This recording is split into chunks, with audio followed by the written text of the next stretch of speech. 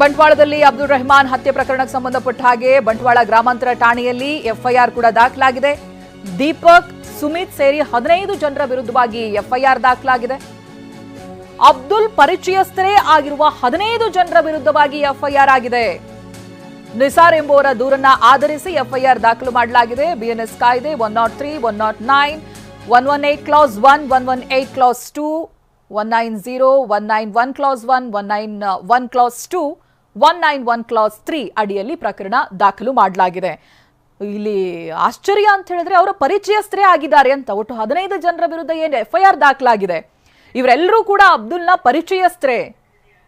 ಅದರಲ್ಲಿ ದೀಪಕ್, ಸುಮಿತ್ ಇಬ್ಬರ ಹೆಸರು ಗೊತ್ತಾಗ್ತಾ ಇದೆ. ಅವರುಗಳನ್ನು ಸೇರಿದಂತೆ ಒಟ್ಟು 15 ಜನರ ವಿರುದ್ಧವಾಗಿ ದೂರನ್ನ ದಾಖಲು ಮಾಡಲಾಗಿದೆ. ನಿಸಾರ್ ಅನ್ನೋರು ದೂರನ್ನ ಕೊಟ್ಟಿದ್ದಾರೆ. ಅವರ ದೂರನ್ನ ಆಧರಿಸಿ ಇದೀಗ ಎಫ್ಐಆರ್ ಅನ್ನ ದಾಖಲು ಮಾಡಿದ್ದಾರೆ. ಅಭಿ, ಸೈಡ್ ತಗೊಳ್ಳೋದು ಬೆಟರಾ ಅಥವಾ ಅಪಾರ್ಟ್ಮೆಂಟ್ ತಗೊಳ್ಳೋದು ಬೆಟರಾ? ಚಿಂತೆ ಯಾಕೆ? ಒಬ್ಬ ರಿಯಲ್ ಎಸ್ಟೇಟ್ ಎಕ್ಸ್ಪರ್ಟ್ ಜೊತೆ ಮಾತಾಡು. ಹೌದಾ? ಹೇಗೆ? ಬಾಸ್ ವಾಲಾ be the boss. Abdul Rehman ಹಾಗೆ ಕಲಂದರ್ ಶಾಫಿ ಅವರು ಹೊಳೆ ಬದಿಯಿಂದ ಪಿಕಪ್ ವಾಹನದಲ್ಲಿ ಮರಳು ಲೋಡ್ ಮಾಡ್ತಾ ಇದ್ರು. ಕುರಿಯಾಳ ಗ್ರಾಮದ ಈರಕೋಡಿಯ ರಾಜೀವ್ ಎಂಬುವರ ಮನೆ ಬಳಿ ಅದನ್ನು ಇಳಿಸ್ತಾ ಇದ್ರು. ಈ ವೇಳೆ ಪರಿಚಯರಾಗಿರುವವರೇ ಈ ದೀಪಕ್ ಹಾಗೆ ಸುಮಿತ್ ಮತ್ತೆ ಉಳಿದಂತ 15 ಜನ. ಇವರುಗಳು ಏಕಾಏಕಿ ದಾಳಿಯನ್ನ ಮಾಡಿದ್ದಾರೆ. ಚಾಲಕನ ಸೀಟ್ನಲ್ಲಿದ್ದಂತ ಅಬ್ದುಲ್ ರೆಹಮಾನ್ ಅವರನ್ನ ಹೊರಗೆಳೆದು ತಲ್ವಾರ್ ಹಾಗೆ ಚೂರಿ ರಾಡ್ಗಳೊಂದಿಗೆ ಯದ್ವಾ ದಾಳಿ ಮಾಡಿದ್ದಾರೆ. ಅಲ್ಲಿದ್ದವರು ಬೊಬ್ಬೆ ಹಾಕಿದ್ರಿಂದ ಹಲ್ಲೆ ಮಾಡಿದ್ದಾರೆ ಆರೋಪಿಗಳು. ಮಾರಕಾಸ್ತ್ರಗಳ ಜೊತೆಗೆ ಹಲ್ಲೆ ಮಾಡಿ ಅನಂತರದಲ್ಲಿ ಅಲ್ಲಿಂದ ಪರಾರಿಯಾಗ್ತಾರೆ. ಅಲ್ಲಿದ್ದವರು ಬೊಬ್ಬೆ ಹೊಡೆದಿದ್ರಿಂದ ಹಲ್ಲೆಗೈದವರ ಪೈಕಿ ಇಬ್ಬರು ಪರಿಚಯಸ್ಥರು. ಇನ್ನು ಆಂಬ್ಯುಲೆನ್ಸ್ನಲ್ಲಿ ಸಾಗಿಸಲಾಗುತ್ತೆ ಕೂಡ.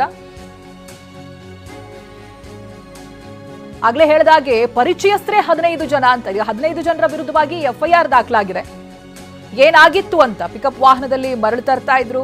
ಹಾಗೆ ರಾಜೀವಿ ಅನ್ನೋರ ಮನೆಗೆ ಆ ಮರಳನ್ನ ತಂದು ಹಾಕ್ತಾ ಇದ್ರು. ಆಗ ಇಷ್ಟು ಜನ ಹಲ್ಲೆ ಮಾಡೋದಕ್ಕೆ ಮುಂದಾಗ್ತಾರೆ. 15 ಜನರ ಹೆಸರು ಕೂಡ ಇದೆ ಎಫ್ಐಆರ್ ನಲ್ಲಿ. ಆ 15 ಜನರ ಹೆಸರು ಕೂಡ ಉಲ್ಲೇಖ ಆಗಿದೆ. ಎಲ್ಲರೂ ಕೂಡ ಪರಿಚಯಸ್ಥರೇ ಅನ್ನೋದು ವಿಚಿತ್ರ ಇಲ್ಲಿ. ಇದೀಗ ಪೊಲೀಸ್ ಬಿಗಿ ಬಂದೋಬಸ್ತನ್ನ ಕೈಗೊಳ್ಳಲಾಗಿದೆ ಆ ಪ್ರದೇಶದಲ್ಲಿ. ಒಂದ್ ಕಡೆ ಆತನ ರಹಿಮಾನ್ ಮೃತದೇಹವನ್ನು ನೀವು ಗಮನಿಸಬಹುದು.